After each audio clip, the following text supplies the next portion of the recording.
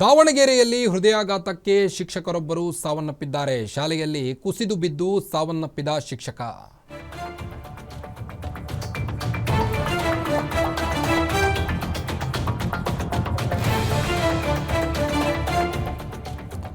ದಾವಣಗೆರೆಯಲ್ಲಿ ಹೃದಯಾಘಾತಕ್ಕೆ ಶಿಕ್ಷಕರೊಬ್ಬರು ಸಾವನ್ನಪ್ಪಿದ್ದಾರೆ. ಶಾಲೆಯಲ್ಲಿ ಕುಸಿದು ಬಿದ್ದು ಸಾವನ್ನಪ್ಪಿದ್ದಾರೆ. 38 ವರ್ಷದ ರವಿಕುಮಾರ್ ಮೃತಪಟ್ಟಂತ ಶಿಕ್ಷಕರು. ದೃಶ್ಯದಲ್ಲಿ ನೀವು ಗಮನಿಸಬಹುದು, ಅವರೇ 38 ವರ್ಷದ ರವಿಕುಮಾರ್ ಮೃತಪಟ್ಟ ಶಿಕ್ಷಕ. ಹೊನ್ನಾಳಿ ಪಟ್ಟಣದ BVS ಶಾಲೆಯಲ್ಲಿ ಈ ಒಂದು ಘಟನೆ ಸಂಭವಿಸಿರುವಂಥದ್ದು.